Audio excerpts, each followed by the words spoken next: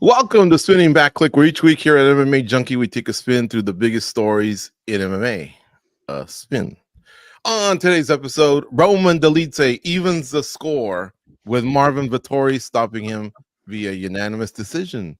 Nate Diaz wants to come back and win a UFC title. Okay. And the UFC heads to London this weekend. A former champ tops the bill. Hello, everyone.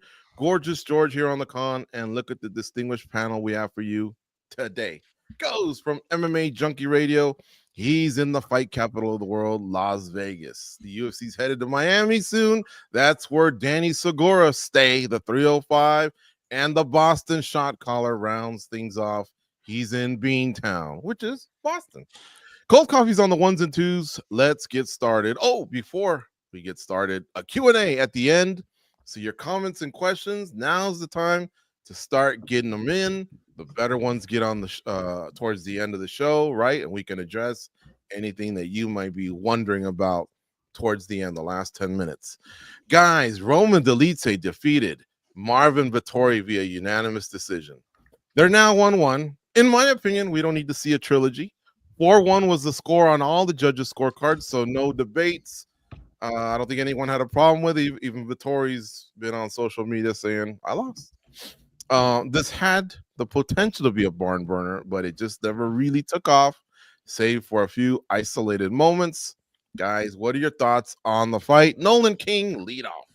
Yeah, I mean, it was kind of what I expected. I think the middleweight division sometimes can be a little bit of a difficult watch at times, but this was a good fight. I think it was competitive. Both guys were relatively well matched. I don't necessarily understand the rematch right away. They just fought in March 2023, so I didn't think it was one that we really needed to see again. But alas, you know, they booked it 5 rounds. I thought Dolidze looked good. You know, good for him. His stock went up, right? He had kind of way more to gain than Vettori did. So he went out there, did what he needed to do. You know, I think he comfortably won. Like when you were thinking about the fight going to the scorecards in that moment, like there was no question, I think, that he had done enough to get his hand raised. So good for him. You know, it keeps that division churning a little bit. It's kind of in a weird spot right now where there aren't necessarily a ton of like guys flying up the ladder. So I think maybe we're in for some more rematches, but good for Dolidze. I think, you know, he's probably set himself up well to get a big matchup next time around, having won 3 in a row. Do you think, Nolan, that maybe the fact that it was an extra 10 minutes, you know, it might have weighed in their minds? One guy's coming off almost a 2-year layoff, and he's supposed to have the cardio advantage, yet his gas tank seemed to dwindle. And then the other guys flirted with some light heavyweight, middleweight bouts, just never really taken off. But of the two, like I say, he's the one that lost. Do you think maybe that contributed to, I guess, a lack of firepower? There wasn't many combos, and like I said, I thought this could have been a rock'em sock'em at times, but it wasn't. Yeah, I mean, they're kind of similar in that regard, those two fighters. So yeah, I don't know. It's a good question. I think Marvin obviously hadn't fought for quite a while, so that could have played into it. Maybe there was that element of like overreading, right? The guys had spent 15 minutes with each other previously, so maybe they kind of overstudied the matchup and were being a little bit cautious. So it's kind of hard to say, honestly. But like I said, Dolidze, you know, 3 in a row in ranked opponents in the middleweight division. Regardless of what division it is, if it was a rematch, whoever, he beat a guy that was in the top 10, extended that streak. So I think we're gonna see him align himself for something pretty solid next time up. Goes, I'm not clamoring for a trilogy. How about you? What's your reaction to the fight too? I'm not clamoring for one either, Unibomber, but I think it's going to happen eventually. These are just two guys that, let's be honest, the UFC's probably not, those names don't get called out at the top of the meeting, right? So I think it would make sense to probably fill them in the same capacity that they did this weekend. Just make them headline another card further down the road. I don't think it needs to be immediate, but the fight wasn't that bad. I mean, I actually enjoyed it. I thought both guys were very aggressive at times. Like George said, you know, there were times where they were holding back, and I think it was probably because 5 rounds. But when they did engage, it was interesting. It was fun. Considering it was a rematch, it kept me entertained. I wouldn't hate seeing it again. It's just I don't want to see it right away. I don't think that makes any sense for Dolidze. But I think it will happen down the road, and when it does, I'll be okay with it. I just maybe don't want it to headline the card. and make it 3 rounds. Danny, I don't know. I just wasn't impressed. How about you? Goes seems to give them a little bit of a pass. I guess what it boils down to is these two are supposed to be top 10 guys. It didn't feel like a top 10 fight to me. I thought the fight, I think you're being a little bit too negative. I thought the fight was good. I enjoyed it. I don't think it was the best fight we've seen this year, but out of like the recent main events that we've seen at the Apex, it was a pretty decent one, I thought. And I got bad news for you, George. I think we will see a trilogy, and I think it will headline at UFC Fight Night, and I think it will be at a UFC Apex once again. Give it a year or two, and these two will collide again. I just see it happening. And yeah, I thought it was an all right fight. Interesting how they gave this fight to Vettori, because I do think that like they kind of set him up to lose, right? He was coming off a big shoulder injury, a year and a half without fighting, and they give him 5 rounds right away, and a guy that like it's hard to put away and is always going to be fighting. Like Dolidze is not the most technical guy, not really the best guy in the division, but man, is he tough. So I feel like they kind of, gave Marvin Vettori really a bad fight here. Not much to gain if you were to beat him again. So, yeah, it was a tough fight for him. But all in all, like I didn't not enjoy the fight. I thought it was all right. Yeah, he is Vittori's kind of become a gatekeeper towards getting to the title. And you're right. That's a good point, man. Off of 2 years, I don't know that 25 minutes is the best fight booking. But regardless, all right, we'll give Dolidze his flowers. Vettori's now 1-1 versus Dolidze. I suppose if it happens, maybe the third one will shut me up. But I'm used to kind of like, who was it that Sam Stout you mixed it up with? Oh yeah, Fisher, Spencer Fisher. Yeah, like that. That like where the first two are the bomb. Where's the third? We gotta have it. And this one, I'm like, I'm good with 1-1. I'm good with Gagey and Poirier being 1-1, and those were both killer fights. And I guess I like them both so much that I don't want one guy to be up on the other. But You saw their faces though, right? That didn't happen at the touch of gloves, George. Like they hit each other pretty hard. Maybe I guess the frustrating part is seeing a guy like Vettori, who's pretty seasoned, hasn't fought in 2 years, and knows he's probably down, but yet the output. But yeah, Dolidze's face was marked up pretty good. So maybe I need to rewatch it from that standpoint, because again, we're not talking about the judges or anything. I felt like it was a flat event, and the main event had a chance to save it, I guess, and whatever, and it didn't. But at least I did get a kick out of Vettori's tweet yesterday when he was talking about the trilogy. He said, I guess we'll need a trilogy, the most nonsense trilogy. I agree with you bastards, LOL. But at this point, it needs to happen. So even he knows it's nonsense, but we're all open to the possibility. Look, at some point, the UFC is going to need a main event for the Apex, and middleweight trilogy, Dan Tom special right there. All right. Listen, we got the reaction right now. Dolidze at the end called out Israel Adesanya and Robert Whittaker. Is he getting ahead of himself, guys, or did he do his job? Because when they don't call anyone out, we bash them. If they go too far, up in the charts, we bash them. Did this sit right for you, Danny? Was this about the right type of call out for a guy that's won 7 out of 9? But look at like the type of people he's beaten, like Vettori, probably not the best version of himself. Kevin Holland, and then Anthony Smith, that like heavyweight on short notice, and Anthony Smith is on his way out. I don't know. I'm not sold on Dolidze. Call me a Dolidze hater, whatever you want, but I'm not really sold on him. He's not a contender that screams, man, I need to see a step up. Man, this guy could potentially be a threat to the title. For Adesanya or Whittaker, that type of feeling I need for those type of matchups. And I don't feel like Dolidze is communicating that to me just yet. So for him to fight a former champion and really any legend in Whittaker or Adesanya, like I just don't feel like it makes sense at this point. So I would like to see him get one more against maybe like a bigger, tougher name than Vettori. And then if he does get past that, he does look good. Maybe we can start talking about those big fights. But as of now, no, I'm not really interested, to be honest. Do you agree? I mean, this is kind of how you get to that level, right? By calling them out, and the champs supposedly pull you up. One day they were pulled up. Now they pull someone up. I feel like those guys, especially Robert Whitaker, get called out just about every card. I respect the call out. It's something that he has to do, and he's in a main event, so he has every right to say names like that. But does he get it? I don't think so. To me, look, there's just certain guys in this division that, to me, what makes sense is probably the loser of a high-profile fight next, right? They kind of do little things here and there to keep them happy, but really advancing in the UFC and the rankings and all that is a little bit more difficult for other guys. And he just strikes me as one of those guys. If you erase that Marvin Vettori loss with the win here, then he's actually on a pretty decent streak. But to call out those names, I just don't see it happening. But he's got to do it. It's his job. Okay, if not Whitaker or Adesanya, who do you like for him? And the trilogy, we need to just leave that on ice for a bit, Nolan. So who do we give him? Who do we match up Roman Dolidze, who's probably watching this show and thinking, man, what is up with the Unabomber and his 3 pals? They're not giving me my flowers here. You're on mute, Roman.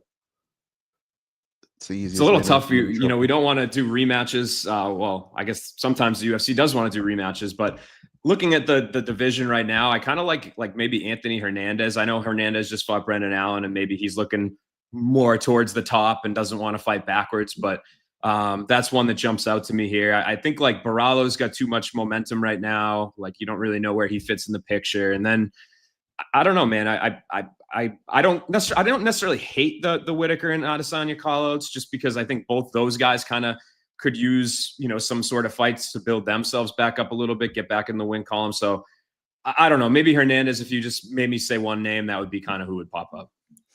What about Borrachinha, Paulo Costa? That would be a good one. Yeah. He's behind him probably in terms of the pecking order, but ahead of him in terms of popularity. Able to, as of now, we'll see when the rankings update on Tuesday. But as of now, Dolidze is number 12, Paulo Costa number 11. Yeah, but this is some bullshit rankings. I'm talking about our rankings. USA Today. What's okay? All right. Yeah, those other ones is like you see some of the Muppets that are listed there on the names of that do it. Yeah, they pay no attention, pay no mind. All right, what's next for Vettori, guys? What would you do with him? He came off a serious shoulder injury. He's bitter, so he probably wants to make up for lost time. He's only 31. So I think, he still has the prime years either ahead of him or he's in the midst of them. But at the same time, some wear and tear. I think he had 5 fight rounds, a lot of 3 fight rounds because he tends to go to a decision. So there's a lot of mileage there. Nolan, back to you. What do you do with Vettori, the Italian dream? Yeah, he's in a tougher spot, man. I mean, he's always somebody that's game. He can compete. You can kind of really throw him in there against anybody, and he's going to bring a fight. So little trickier to figure out with him too, again, because of the fact that he's fought, a good amount of this division. I don't know. Maybe the Brendan Allen, there was a little bit of a rivalry there, right? Mm-hmm. So have them fight. That would probably be my pick, both coming off losses, kind of hanging out in the middle of the division, 2 game guys. I kind of like that. The rematch. Yeah. They threw down about 20 miles from here, from my house, at the Hard Rock Hotel and Casino in Hollywood. And did we bring Michael Johnson to referee like he did that one too? Yeah, or why not? The rematch, classic beef, American Top Team versus Kill Cliff, big beef here in South Florida. You put that on a Miami card, say maybe not this one, but maybe if they return to South Florida some other time, I don't know. I feel like that one makes sense. Nolan hit him the money there. Joseph Boza in the chat says he agrees with Fluffy Hernandez call out. But he also said Jared Cannonier, and Cannonier, he's 40s now. He's in his 40s, and a lot of us thought, okay, this could be it. And that last fight, he actually showed up, man, and won. So I think he bought himself some more life, and I could see him maybe being a name out there for another durable middleweight. You like that one goes for Vettori, or you got another name? No, I like that one. I mean, it kind of has a little storyline going in. I think it makes sense roughly where they're at. But yeah, I want it in the cage, not the Hard Rock. Yo, George, what would you do if you're playing blackjack and you're given a 10 and a 7, and the dealer has a 10 that you can see, and then you see Marvin Vettori get laid out right in front of you, right on the table. Are you gonna play dumb? Are you gonna hit? Are you gonna take your winnings? Are you gonna film? So What what's the would you do? dealer got? They're showing a 10 and I He's got a got a 10. 17. He's got a face card of a 10, Yeah. and you got And a 17. what did Vettori do to me? No, He I hit mean me? Vettori just lands right next to you on the table. I mean, you can kind of Okay. play dumb, not hit, Yeah, not so then I'd probably like move around so that the chips and cards went everywhere Yeah. and blame it on Vettori so I could get reshuffled because the 17 against the card is probably not looking too good, and then go, yo, Marvin, what's up? But try and like mess up the playing field a little bit. Gotcha. That's a lot of this though. You'd be like one of them car dealership things that blow in the air or Yeah. whatever. I'd love to see the video of that. Dude, sometimes I would coach third base in our co-ed softball team, and when they hit it up right around that area, I'd kind of go like this, but get in the way of the third baseman who's trying to go out there and get the foul, but kind of get in the way. It works, man. You just got to play dumb, and I specialize in playing dumb. So, yeah. I'll tell you what, man. How did we end up here? Yeah, we got to reel it. We got to reel it back in. And folks, please, any questions, save them towards the end. The last 10 minutes. Sorry, we're gonna bring them in the last 10 minutes. We're gonna get to them. And a big shout out to Steve Williams. Nice greeting to see there. Brian John also in the chat, and a hello from Jefferson City, Missouri. That comes from Justin Rome. How about Chidi and Jokowani? Man, some great work there against Elizeu Zaleski dos Santos. Goes Chidi, man. We had him fight week. We told him get a call out. He just said he wants someone at the top, but he did do the main part of his job, and that's just to lay someone out. Yeah, no, Chidi's fun to watch. I mean, his big problem is just consistency, right? Keeping this going. He needs to figure that out. But in the cage, I love watching him down. He did lay down a massive hurt after, he was probably in some trouble early on in that fight, but he made the adjustments. And he also made the big adjustment of moving down a weight class, which I think has paid off for him. And it's 3 straight. I think he deserves somebody ranked next. I think we can put together something fun for him. I agree, man. He is, I don't know, he's got potential. I wish he would have made the weight though. That's one problem I have for him. Nolan, any This one was thoughts? a little different though, wasn't it? It Mhm. was where the doctor, I think, was the one that was kind of saying you can't do it, but he didn't really feel like things were going bad. I think he talked to I think Kenny, and he said that they said his blood pressure had spiked or something like that. So I don't think it was so much like I'm not gonna make it. He would have made it. I think it was just Yeah. more of a call on their side. So that And he's kind of helps him 6'3", out a little shredded bit. and older, so he has to really dial this in because Yeah. if he wants to continue, obviously you know how they feel about that. All right, listen, we do have to move on at some point, so let's just get to other highlights. I think we can all echo the Chidi's KO was amazing, and whoever he gets next, it'll be a great fight because Chidi always brings it. But other highlights on this card that I've kind of been poo-pooing on, maybe I'm off, but what are your thoughts, Danny? What else did you like from UFC Fight Night 254? Salsa boy, Waldo Cortes Acosta, man. That guy put away Ryan Spann. He's been looking good. I do feel like he's a very underrated heavyweight. And we talk about how Dolidze maybe didn't really hit it on the money with the callouts. Well, I think this guy did the perfect callout. He got a finish, and then he called out 2 names that are exciting. And also, that makes sense. I think we agree that at this point in time, him either getting Derek Lewis or Tai Tuivasa. I know Tai Tuivasa is on a bad streak, but still a big name, a big puncher, exciting fight. I think this guy was one of the biggest winners in that night, from the finish to the call out, everything. Salsa Boy is now in like a 4 or 5 fight winning streak, 6-1 in the UFC. Dude, he's solid. He's solid. Get him a big heavyweight fight next, whether it's Derek Lewis or Tai Tuivasa. All right, how about you, Nolan? Kevin Vallejo, man, he looked great. I think he's a stud. 23 years old from Argentina. It took him a little while to debut after a big Contender Series win, but I think he went out there, beat a really durable guy in Sung Woo Choi, finished him, made it look easy, and his mic skills are great. He does a great job promoting himself on social media too.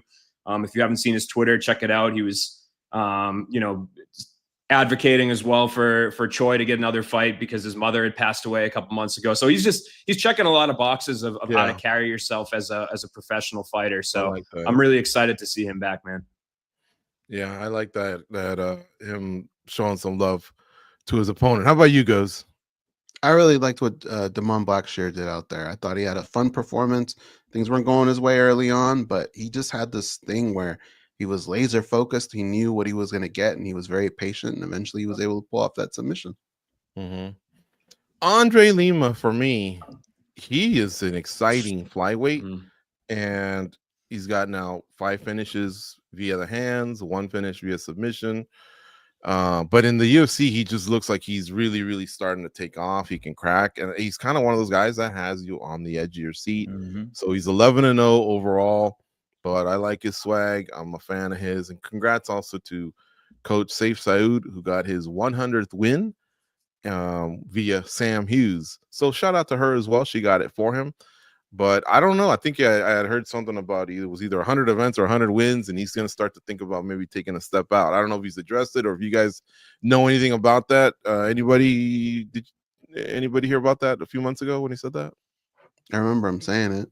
Yeah. So I don't know. Maybe it's just the number he thought, but he's probably got some big fights ahead of him. No disrespect to Miss Hughes, but at least he reached the century mark. I'm curious. I want to reach out to some of the other coaches. Do you know where you're at? And have you reached that type of goal? I see some great questions piling up, so you guys are doing a great job. Shout out to Cold Coffee too, lining them up. All right, the news roundup from last week. Look, I'm not gonna lie to you, Danny and I spent some time checking it out. There wasn't too many things out there, but there was some stuff that should be fun to address here. The UFC, at a time when they need needle movers, a non-needle mover wants back in. Danny, how about this? Nate Diaz wants a UFC return, and he was specific. He wants to become a champion. He feels like there's something missing here, man. Yeah, I don't know about the champion part. I don't see him beating any top 5 contender, really any top 10 contender, either at welterweight or lightweight.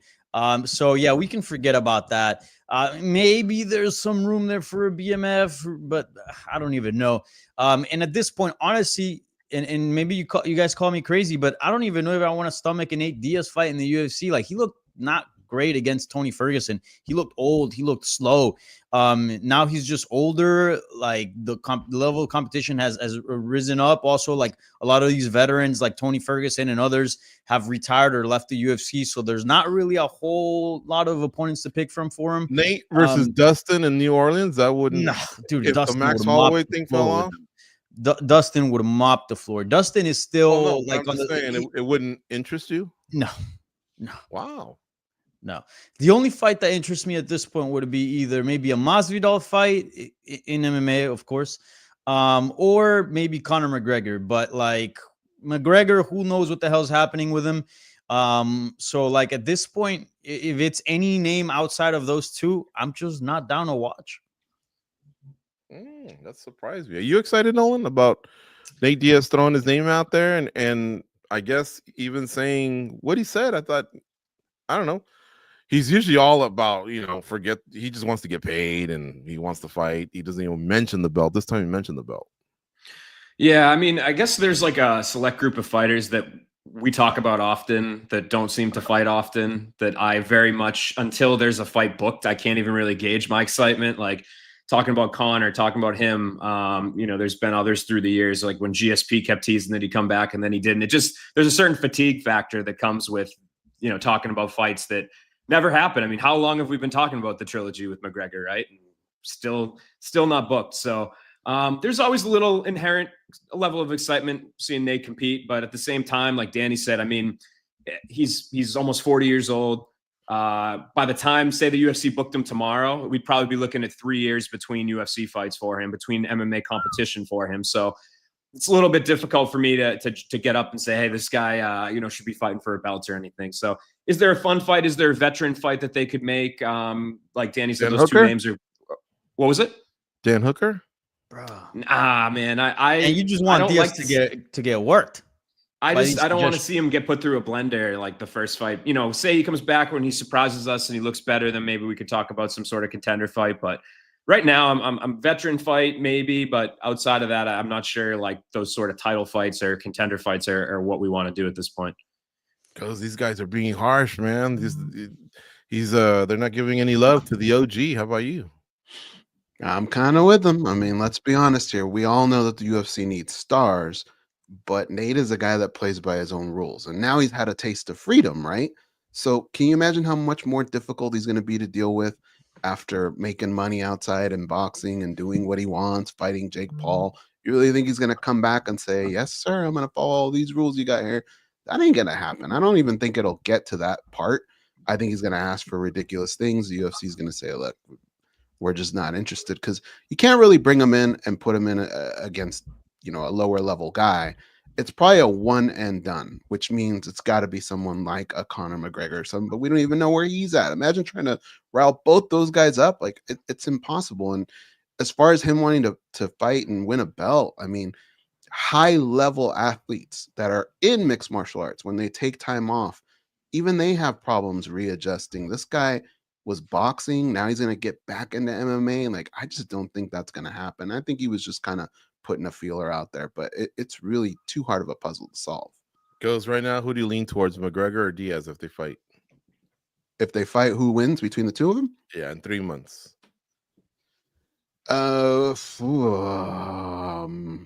Maybe Diaz. No, I just don't know what's going on with Conor. At least Diaz was boxing. I have no idea. I mean, Conor's put on a ton of muscle. He hasn't fought. I don't know. Maybe I would lean with him, but I have absolutely no idea. Wonder what the lines would be for that. I'll go with McGregor. Yeah, it's a tough one, man. They're both a mess. All right, we'll just move on. How about Bo Nickel versus RDR, Rainier de Ridder? Now, I kind of like that booking. Was it the right booking? They're going to fight in May, and they're going to fight in Des Moines. So, middle of the country. Rainier de Ridder probably has no idea what Des Moines or Iowa is. We've kind of criticized, or at least I have, Bo Nickel and his rise. Some of it's on him, some of it's on the UFC. You like this one, Danny? I love it. I think they nailed this one. Clearly, he needs a step up. Clearly, he needs somebody in the rankings, and he got that. He got a former champion from one championship, someone that's in the rankings, someone that has a winning record and is on a streak in the UFC. A good name. A lot of people know him. Yeah, this one's it. And we talk about Bo Nickel properly getting matched up, this and that. I feel like they've done a tremendous job with his career. This is the perfect escalation. And if Bo Nickel can't get past this guy, then we kind of know where his ceiling's at. If he can, then man, we gotta the field is still open in terms of what he's able to accomplish in the sport. So I think this is a perfect matchup. Absolutely love it. Nolan, the favorite here is Nickel, if you're wondering, minus 218. RDR comes back at plus 180. Do you like the fight booking? You like the odds? Do you think they're fair? Yeah, I mean, I love this fight. Like Danny said, I honestly, this card itself, when they announced, we started hearing UFC is going to go to Iowa, you kind of think maybe you're not really sure what the UFC is going to bring there, right? But this card is very intriguing. The Sandhagen Figgy fight I love. Mm-hmm. This fight is very intriguing and awesome. And then we got kind of the weird, super out of left field signing of Jeremy Stevens this week, which I think maybe it wasn't the biggest magnitude signing of all time, but I was super surprised. We never see the UFC do stuff like that, where they bring back a guy that they had parted ways with, who's a little older, that then goes and has success in a different organization and sport, and then they bring him back to fight at home in an absolute banger against Mason Jones, by the way. So that's a great fight as well. And then you got Miesha Tate on that card and a bunch of supporting acts, a couple bantamweight fights. I know Batista Vera is out there as well, and Montel Jackson against Daniel Marco. So that card's really good, man. I think it's pretty exciting for kind of a smaller town fight night. And this de Ridder versus Nickel fight might be the best of the crop for me. I think, like one of you guys said, the UFC's done an excellent job of handling Bo. And this is his opportunity to really go out there. Excellent job. You think they've done an excellent job? I think they've done great, man. I was a little surprised by that. I didn't like him matchup. At 300 main card. That was a lot of pressure. Yeah, I think the thing with that, I was a little surprised they did that fight, because I think it's such a weird matchup, right? Preparing for Paul Craig is not preparing for your average MMA fight. So the fact that he was dominant, and even though he was boring, he handled a very difficult puzzle very well. So I don't think that performance gets enough credit in terms of, again, I get it. people tune in to see fun fights. They don't want to see somebody just lay on somebody else. Totally understand that. But I think given who it was against, there's a little bit of leeway in my brain to say, hey, he went out there and solved the tricky puzzle pretty dominantly. So this is now him taking, like, the training wheels are officially off. He's getting a guy that was a major organization champ, who's already having success in the UFC, who has some ground abilities as well. I think this is a really good booking by them. And it's in a place where wrestling is super popular as well. So I think that was part of this product placement. Yeah, no, I just think he hasn't helped himself a little bit with his own critiques and things like online and with his accolades in wrestling. I just thought he'd come in with a little bit more swag. But he's actually kind of humbled himself, and who knows? All right, Goes, you like this matchup, man, for Bo Nickel? Do you think it's perfect timing all the way around, the opponent, the location? Yeah, they did a good job here. But be careful what you wish for, right? If you're trying to use RDR to put over Bo Nickel, that news hasn't gotten to RDR, right? Like he's done pretty well so far since coming over here. So I think it's one of those where the test is just enough danger, but at the same time, there are things in Bo's advantage, right? The age, the speed. This fight right here will tell us a lot.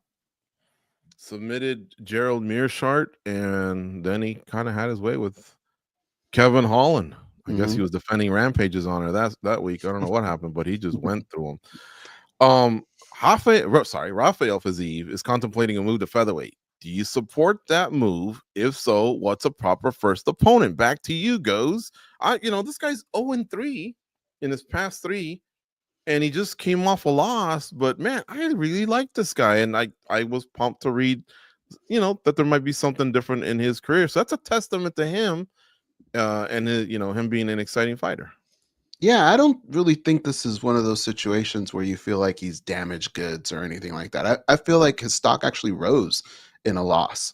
So I'm even more excited to see him and to find out that he can relatively make this weight class with no problem.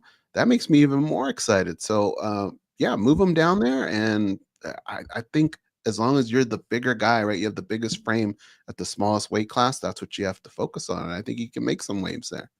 All right, Nolan, how about you, man? You like this announcement? I don't know whether he sticks to it or not. You have a name for us? Yeah, I mean, to me, like, if he can physically do it, I wouldn't say no. I mean, the dude's a specimen as it is right now at lightweight. So I guess as far as names go, I mean, there's that division. There's so many. You inject somebody like Rafael Fiziev into the featherweight division, there's really no matchups that you can go wrong with. You got, obviously, it depends on how you want to start him. Do you want to give him like a Giga or somebody that you're going to have a striking battle with, or do you just throw him right into the top 10 and see how he does? I don't know, but that's the one kind of in my brain. If you were to try to, let's see how he does at featherweight, that would be where maybe I'd put him. That's a good one, Danny. Can you top that one? Maybe an Edson Barbosa, maybe a Josh Emmett. I think there's so many fun fights for him at 145 pounds. And I remember watching that Justin Gaethje fight, the rematch, and thinking, yeah, he looked a bit undersized. And Gaethje's not a big lightweight. We know that there are lightweights that are way bigger than him. So if he can make 45, which he says he can, 100%, you should drop. You're 0-3 at lightweight right now. It would 100% sort of reinvigorate his career. And there's so many fun fights for him at 145 pounds. I am super for this move, and I hope he does it because, man, we're in for a lot of fun fights if he were to drop down. Yeah, and I wouldn't put him up against Sterling, Evloev, Bryce Mitchell. Get him in there against the striker. Just get him familiar with the weight and see if you can build him up. Eventually, you have to run into one of those guys. Ooh. What's that? John Silva versus Fiziev. Oh, man. Yeah. Yusuf Zalal. Yeah, that'd be fun too, man. There's a lot of fun fights for him. That's a big dude too, man. Zalal. He's like 5'11". All right. Well, that was kind of like the news cycle, guys. There's some other stuff out there. And remember, we're doing a Q&A at the end. So if you feel like there's something you want us to address, we'll do it at the end. We picked 3 stories from this past week that, were interesting to us. So we sent them your way. But we got to talk about UFC London. UFC London. I just like saying it.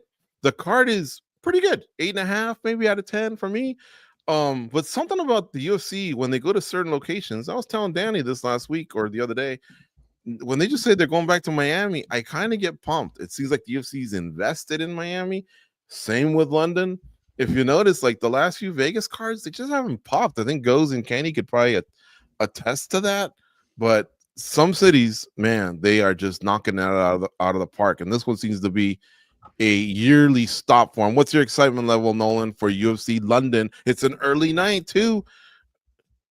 Yeah, I'm maybe not at an 8.5, but I don't know, maybe a like high 6, maybe a 7. I think it's a good fight night. There's some meaningful fights too, which I always think is important, especially these days, to kind of have fights that really sort out divisions. So it's good. It will be good to be in front of a crowd. I think to hear that energy again.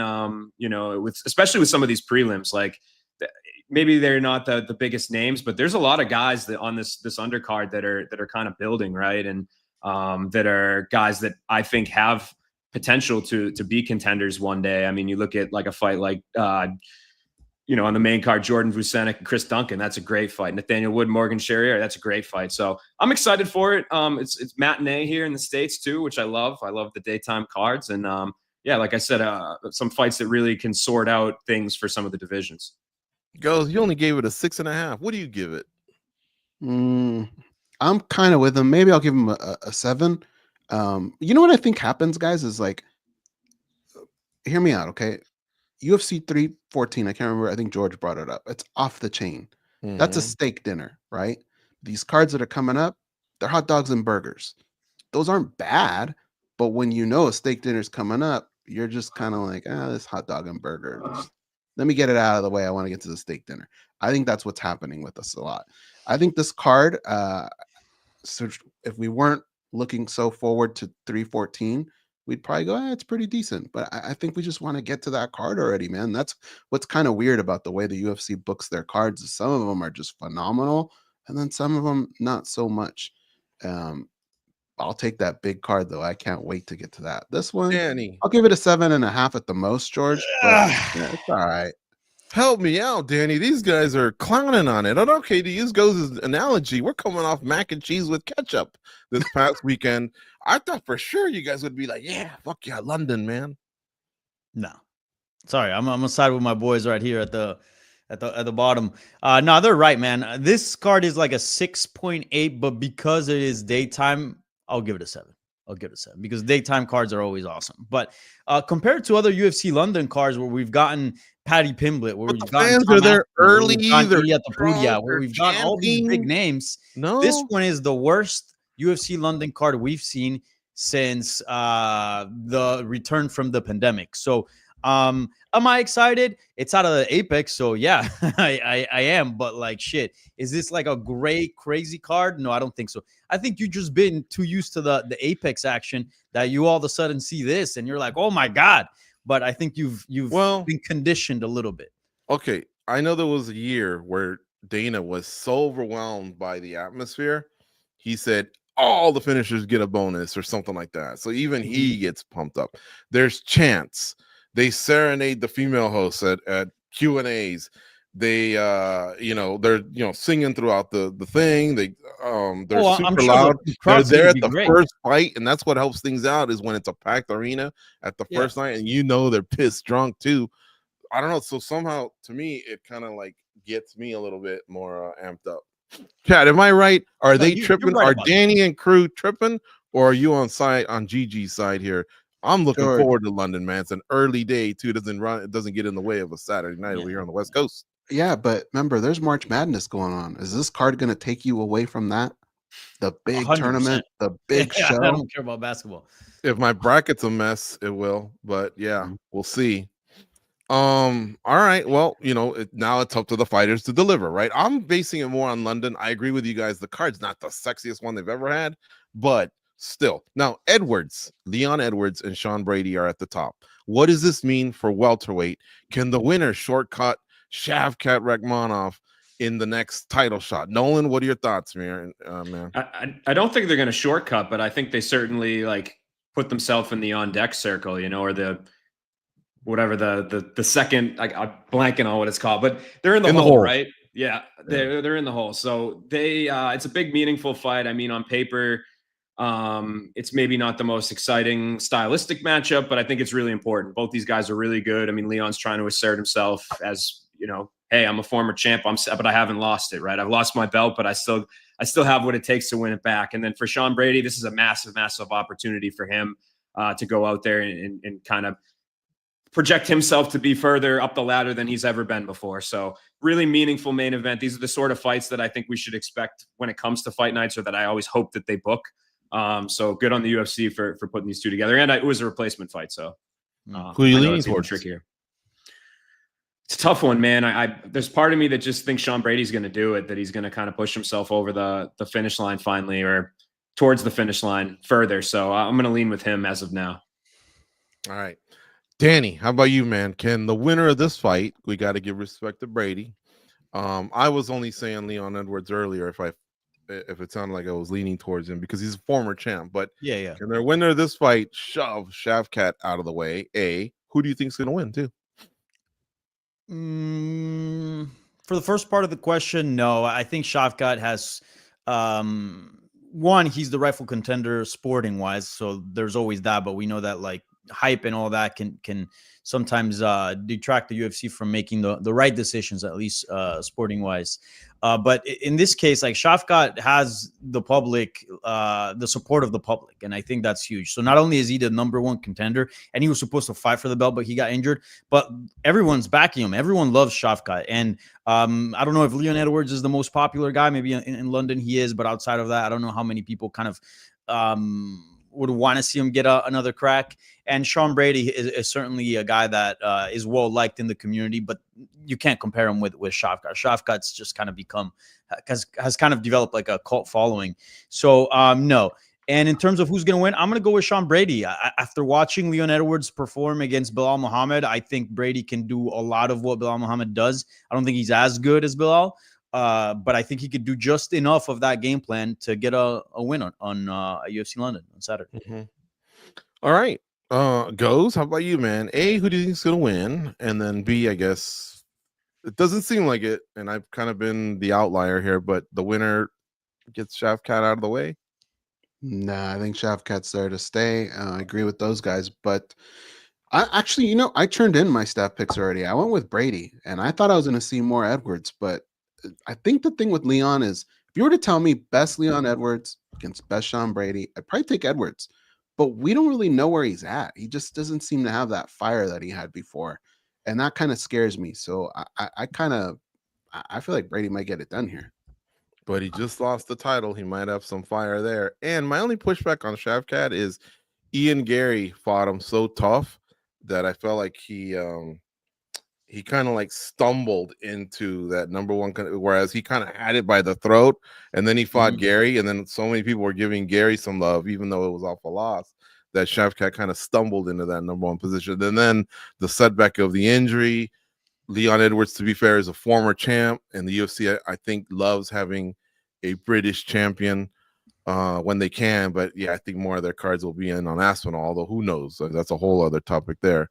Brian John says, them three, that guy, and that guy are tripping. Thank you, Brian John. Fist bump to you. Steve and Brian Johnson are tripping. Steve Williams says, I'd give it a 7. Definitely like the early time, like Brady in the main event. I'm at 8.5. These guys are closer to what you said, so maybe you'll have to fist bump them. How about in the co-main event, Jan Blachowicz versus Carlos Ulberg? What are the stakes, guys? Can the winner surpass Pereira's immediate rematch? Back to Nolan. No, I think the UFC probably wants to throw Alex into another main event, and particularly where, Blachowicz right now is coming off a loss and a draw himself. I mean, Ulberg is certainly, I mean, you go out there, you beat Jan Blachowicz, pretty impressive resume at light heavyweight, new name, fresh name, represents, a country that they can put a title fight in. So I don't know, man. It's to me, I'm gonna say no, that he can't surpass it, but it is a very crucially important fight for 205 right now. Pereira only had 12 significant strikes in 25 minutes to the head. He didn't fight the most exciting fight. You don't think, Nolan, that Blachowicz or Ulberg, if they have a fantastic finish, can maybe shove him aside? It's tough, I think the UFC is coming, looks at this in terms of Alex being a big star, and they just lost momentum off of him, right? So how do they gain it back? Well, if they book him again, he goes out there and beats Ankalaev, then it's like, well, our star's back. He just beat the guy that beat him, so that's kind of a wash. So that's kind of where I'm leaning, and particularly where there's not really in that division right now, like, hey, this is the guy. This is, there was this guy waiting, and we show, he was sitting cage side, and we had this next contender. Like, I think they can very much, diverge from the merit-based sort of matchmaking. And I'm not even saying Alex hasn't earned it. I just think this division right now is so unclear that it would not be the craziest rematch for them to run back. And given that who he is, I think they're going to do it. Who wins the rematch? Yeah, no, who wins this fight? I'm going to lean towards Blachowicz. I oftentimes, and maybe it's a flaw of me, I like to lean towards the guys that have really been battle tested and proven. And I think he's somebody that maybe doesn't get enough credit for what he's accomplished in the UFC, just ever evolving. His career at times has looked like it's kind of not on the ropes, but it's declining, and then he'll bounce back. So I expect him to go out there and maybe use some of those veteran tools to drag Ulberg into time, parts of the fight that we haven't seen him get dragged into quite yet. All right, Danny, how about you, man? What are the stakes here in the co-main event? Yeah, this is a number one contender fight. I think the winner here, their next fight will eventually be for the belt. Whether they do the Alex Pereira rematch or not, I think they'll keep the winner here to fight for the belt, especially if it's Ulberg. I feel like they've been kind of lining him up for a while to kind of climb the division and really set himself up for a title shot. But yeah, this is a fun one, man. And I can definitely see the winner here skipping Pereira under the right circumstances. I can see them doing kind of what they did to Israel Adesanya, where it's like, okay, we'll take a break, hold back. We'll have this title shot, this title fight, and then you'll take on the winner. And man, if Carlos Ulberg is able to go out there, do some crazy knockout with Blachowicz, get on the mic, do a nice call out, and maybe he can go in there and beat Ankalaev. I think the UFC would love to put Ulberg versus Pereira as a much more favorable matchup for Pereira than Ankalaev. I feel like Ankalaev kind of has his number after watching that performance, and I feel like we would see the same thing in a rematch. So a small chance, but I do think if Ulberg does something special, maybe he can skip Pereira in this one. I don't like it when they force us to have rematches based on the fact that someone's a star. I get it. But sometimes I feel like that star, you can help them by, he looks so flat. So either more time off or just the right opponent, and then boom, put it back in there. Sometimes you shuffle the deck up a little bit, a new champion, someone new at the top, and then boom, all of a sudden you're off and running. Sometimes that long-term vision, I think, is lacking from the UFC. They're so invested on right now. Goes, what are your thoughts? I think it all comes down to Poatan. We just kind of need more answers from him. I think if he says, look, I had an off night, he did show, I talked about fire in the last segment. He showed fire at the end of the fight. You could tell he wants this one back. And I think if he wants it back, he's done enough favors for the UFC where I think they would do it. But if the UFC feels like maybe he had his number a little bit, maybe he's got more work to do, then that would be a good time to maybe shuffle one of these guys and give him to Ankalaev, put more wear and tear on Ankalaev before you book that rematch, because I think it was Nolan that said it, like, this is one of your biggest stars. Do you really want to risk having him lose 2 times in a row? I don't think that's something they want to do. So really, I feel like it's kind of in Pereira's hands and how he wants to handle it. Good point. You don't want to go on 2, that's for sure.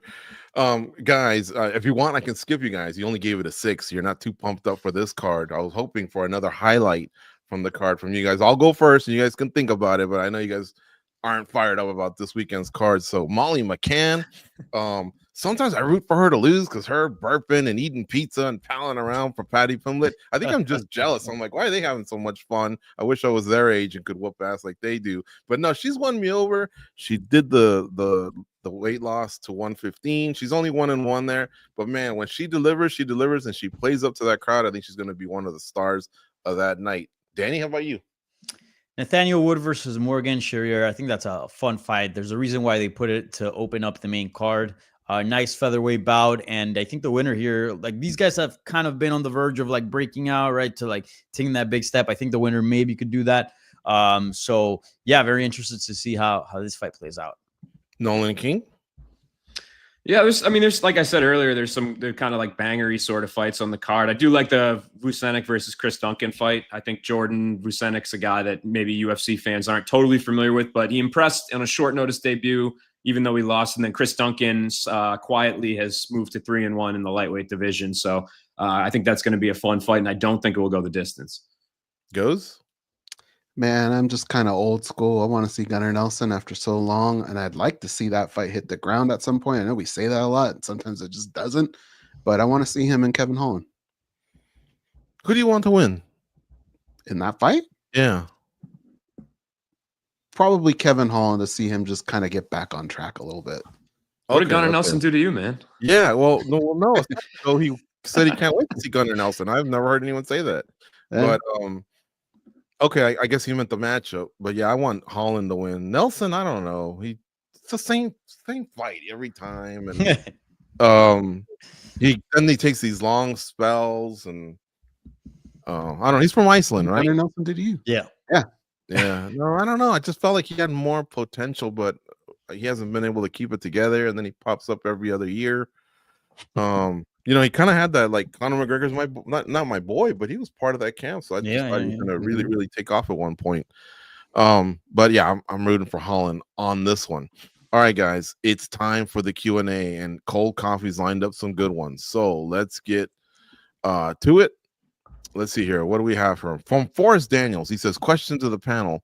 What do you want to see more? Topuria versus Makhachev, or Bones Jones versus Aspinall? And who wins in your opinion? Thank you and have a great day. Who wants that one? I'll take it. Well, go ahead. No. I got your beat. It goes, I'm just like that much quicker than you. I think John and Aspinall at this point. Here's the thing, right? I think like Topuria and Makhachev would be arguably like the highest level fight maybe we've ever seen. And it's exciting. There's a number of different elements that make it intriguing. But for me, maybe I'm old school, but I always buy into the draw of, hey, the guy that's never lost, somebody might beat him. We don't see that very much anymore, right? We went through it with the Anderson era, the GSP era. That's kind of what I think made those guys great, was there was an element of tuning in to see if somebody could slay the dragon, right? So now we have Tom Aspinall, who I think is in my brain, like going into a John Jones fight for the first time in a while, where I'm like, I think John might lose this. So for me, I'm going to lean towards that. I do think it's the biggest fight that the UFC could put on, but this is choosing between two absolutely unbelievable, intriguing fights. So that's my lean right now. All right. Recently, UFC 314 went under a bout order change. Pitbull went from being the featured prelim fighter before the pay-per-view started to now starting the pay-per-view. What are the panel's thoughts on that? I guess, Danny, that's your neck of the woods. You like that matchup, introducing Pitbull to the pay-per-view audience straight away, a former 2-division champ from Bellator. Yeah, 100%. If you're a hardcore, like, you know who Pitbull is. Like, this guy is a historic figure, a 2-division Bellator champion, and almost 3, right, when he fought Sergio Pettis.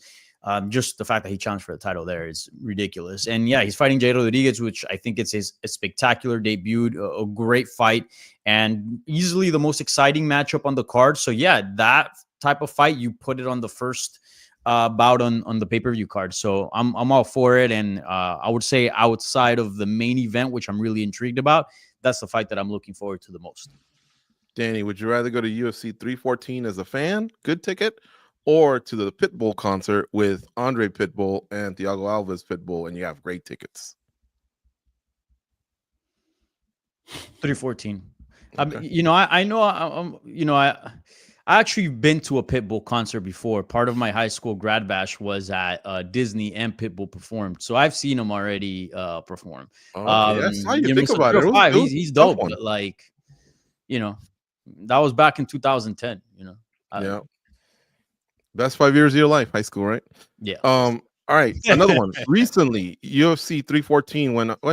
That's a repeat. Sorry. Does the panel think Jeremy Stevens signed a new contract, or is he finishing an old contract? Jeremy's thriving in BKFC, 3-0, and their number 3 ranked lightweight contender. Goes? Honestly, I don't know, but it does feel like it was just because of the location that it kind of made sense. And BKFC seems like they're pretty easy to deal with. So who knows? Maybe that might be one of those you scratch our back, we scratch yours. Yeah, no, I liked seeing his name pop up. It reminded me of Jose Aldo, popping up on the Rio de Janeiro card. I was really hoping that if Masvidal was going to complete this comeback, it would be at 314 in Miami, but that's not happening. Here's another one from Forrest Daniels. What do you want to see more? No, that one was done. My bad. Lazy Bed says, does the UFC now have a problem with champions who find success via methods that aren't exactly translating to scintillating television? Yeah, a big problem. I mean, we see what Dana White calls for week after week, and some of these guys don't really provide that. Some of them don't speak English, right? That's kind of rough. So yeah, I think it is a problem. I think it's something. If you're a fan and you want to know who the best is, then you should be okay with the way things are. They're proving it right there. But if you're a guy that just wants rock'em sock'em, you want entertainment, then yeah, you're probably not having as much fun as you did maybe 2 years ago. For sure. Masters of the Universe, he left one in the chat. A bit of a jump here, but imagine Arnold Allen versus Fiziev. You like that one, Olin? Yeah, no, I do. I mean, again, I would like them to give him a striker first to see where he's at featherweight, if he can make the weight. I would hate for him to make that drop down and then all of a sudden get kind of smothered in wrestling or pushed up against the cage. But yeah, I like that fight. Brian John says, who should Buckley be fighting next? What do you think, Danny? His name has kind of gotten lost after he got past Colby Covington at the end of the year card in Tampa. I like the Kamaru Usman call out, and I wonder what's happening with Usman, because he did call him out like right after he won, and that was in December, right? Yeah, I was at that card for in Tampa, and we kind of heard Usman say his response, but like, okay, if he's not really interested in Buckley, then who are you trying to fight? There's been already a few months, and we haven't really seen much movement from him. I think that fight makes all the sense in the world, and if Usman does want another crack at the belt, which it seems that he does, man, beating Buckley, I think, gets you that. So I like that fight, and I hope it happens. Ghost Karate Ted Toon says, will Molly retire if she loses? She's 34. She kind of already played out flyweight a little, I think. I don't know. She's 1-1 as a strawweight. What are your thoughts? I think till the wheels fall off. I don't see her announcing a retirement. Really? See, I see her. She's got that restaurant, right, going. And I see her. I think she'd be a great ambassador for the sport and maybe even the UFC. I could see it. She's a tough chick from Liverpool, but I think I've misjudged her, and I see her kind of being, pretty smart and knowing when to maybe turn the page. So I could see it, believe it or not. How about you guys? Retiring on Saturday? Yeah, she loses Molly McCann. Yeah, maybe. I do think that she's not a fighter that is going to be willing to continue her career outside of the UFC. So as long as she has a contract at the UFC and the UFC is willing to give her fights, I see her fighting. But if the UFC is like, hey, look, we don't want to continue doing business, I think she'll hang them up. So maybe. Okay. All right, guys. Well, listen, great job on today's show. I think this is my favorite panel. Just make sure you don't tell the others I said that, but you guys really, really rocked it. And thank you all for tuning in, submitting questions. If you can do us one more favor on the way out, hit the like button, subscribe to the channel. It's free, right? And look at all the fabulous content you get, aside from your weekly SVC, a weekly overreaction time. I was a recent guest on that. Check it out. That's our new video franchise with host Simon Samano. And then all of the interviews that Cold Coffee gets pre and post fight. They're all there. Press conferences, weigh-ins. It's all great content. Hit like, subscribe, share it to your pals via DM on Twitter. Retruth it if you're, in that social media, post, all that good stuff. We would greatly, greatly appreciate it. I hope you guys have a nice week. Go out and be a champion. We'll talk to you soon.